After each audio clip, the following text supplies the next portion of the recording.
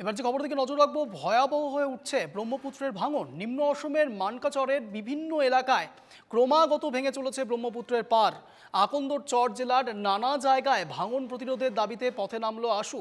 প্রতিদিনই বিপজ্জনকভাবে পার ভাঙছে ব্রহ্মপুত্রের। গত মাস দুয়েকে ব্রহ্মপুত্রের বুকে বিলীন হয়ে গেছে মানকাচরের হাজিরহাট এলাকার আকন্দর চর গ্রাম।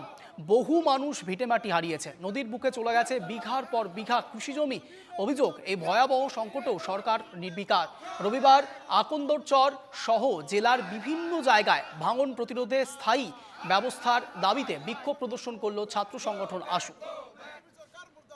মুর্দাবাদ মুর্দাবাদ হায় হায় হায় হায় বিজেপি সরকার মুর্দাবাদ মুর্দাবাদ মুর্দাবাদ সরকার মুর্দাবাদ মুর্দাবাদ মুর্দাবাদ পত্রকরখনিয়া রুত করো রোধ করো রোধ করো পত্রকরখনিয়া রুত করো রোধ করো রোধ করো পত্রকরখনিয়া রুত ন করা লেগে আমি ক্ষান্ত ন হই ক্ষান্ত ন হই ক্ষান্ত ন হই পত্রকরখনিয়া রুত ন লেগে আমি ক্ষান্ত ন হই ক্ষান্ত ন হই ক্ষান্ত ন হই আমার দাবি ন্যায্য দাবি ন্যায্য দাবি ন্যায্য দাবি।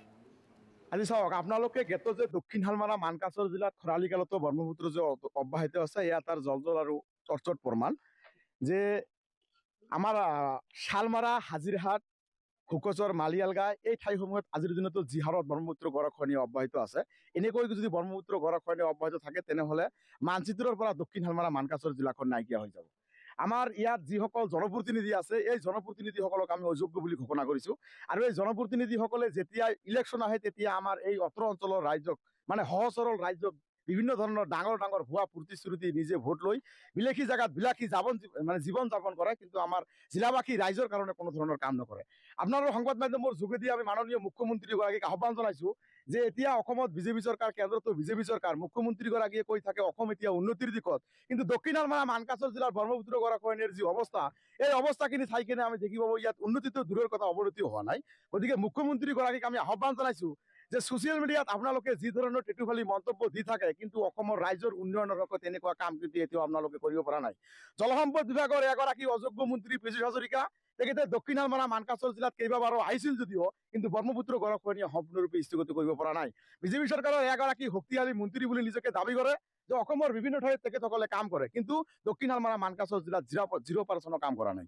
সিদিনা বৰ্ডাৰ ৰোড মানে কি এমাৰ্জেঞ্চি, মানে তাৰ পৰা গুচি যাব, একবাৰে মানকাচৰলৈ পানী সোমাই যাব। মন্ত্ৰীগৰাকী আহি জিঅ'টি পদ্ধতিৰে 400 মিটাৰ কামৰ তেওঁলোকে কিবা এটা কাম কৰিছে, কিন্তু 400 মিটাৰ কাম কৰিছে ব্ৰহ্মপুত্ৰ গৰাখহনীয়া ৰখাব নোৱাৰে, কেতিয়া সম্ভৱ নহয়। আজিৰ দিনত হাজিৰাট অঞ্চলত যি ধৰণৰ অৱস্থা, এই অঞ্চলৰ ৰাইজে কৃষিৰ ওপৰত নিৰ্ভৰশীল। হাজাৰ হাজাৰ কৃষকৰ ভূমিৰ বুকুত বিলীন হৈ গল, মানুহৰ ঘৰ দুৱাৰ ভাঙি সম্পূৰ্ণৰূপে ব্ৰহ্মপুত্ৰৰ বুকুত যা গল। কিন্তু এই ক্ষেত্ৰত জিলা প্ৰশাসন নাইবা আমাৰ অত্ৰ অঞ্চলৰ যিসকল জনপ্ৰতিনিধি আছে, এই জনপ্ৰতিনিধিসকলৰ কোনো ধৰণৰ খবৰ লোৱা নাই।